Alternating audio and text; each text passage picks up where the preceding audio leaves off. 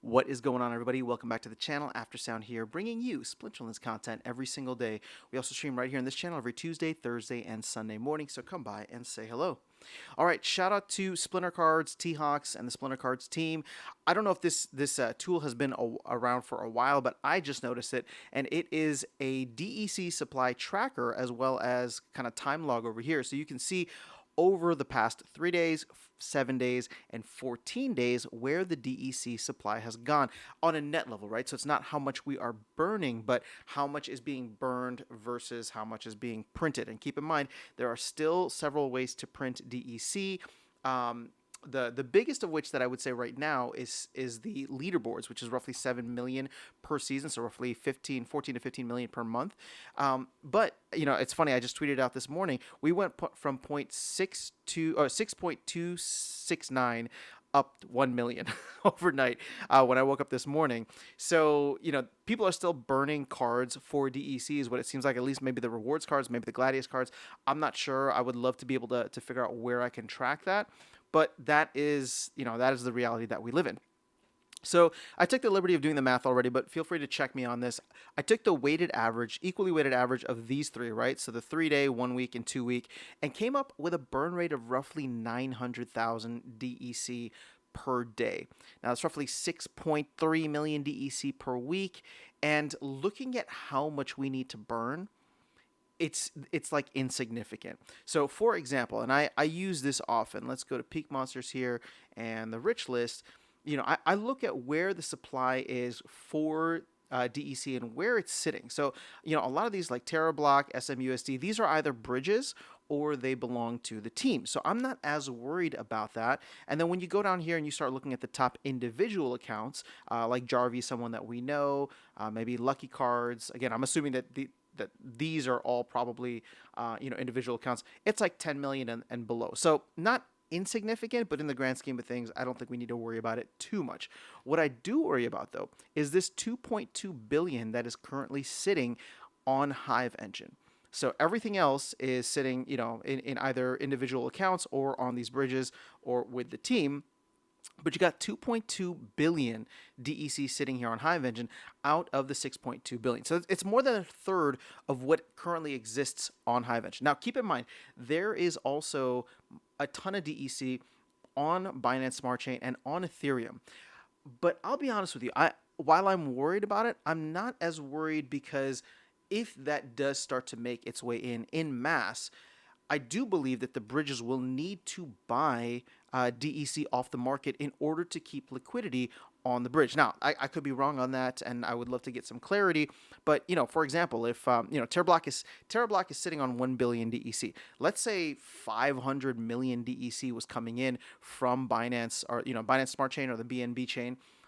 If that came in, TerraBlock, this would reduce to 500 million, right? And whoever was transferring it in would receive that 500 million.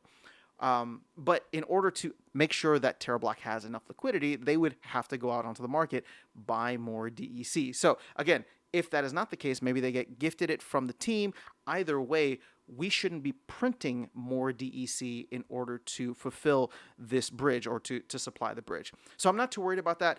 Obviously, over time, I think we will start to eat up a lot of that DEC, both on Hive Engine and externally. But the 900,000 DEC per day is really disappointing because, again, if we round up to just 1 million DEC per day that's getting printed or that's getting burned, that's 365 million. I mean, it's going to take 4 or 5 years just to eat through this 2 billion that's sitting on Hive Engine right now. So again, I'm just trying to point out how low our burn rate is versus how much excess DEC there is. So as it stands right now, I really would love to start eating through this 2 billion that's sitting on Hive because my thought process is it's probably just being traded away, right? DEC goes low, you get whales come in and buy it. DEC goes high, and whales go and sell it. And it's just probably the easiest trade that you can make, right? So I don't blame anybody for doing it, but what we want to see is these syncs that come in, hopefully with land later on this year, with guild alliances, land potions that could be coming up in Q1, and hopefully some other DEC syncs.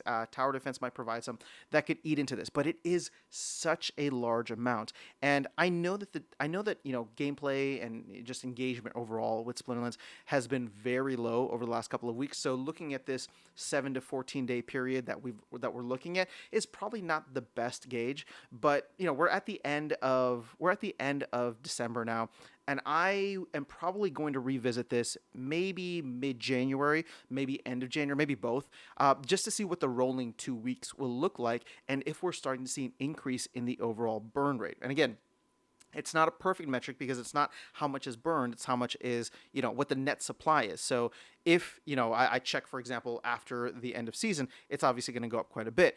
But hopefully over time, and that's actually something I wasn't even thinking about too. I mean, we're doing 15 million per month over 12 seasons. I mean, that's like what is that, 180 million? Yikes.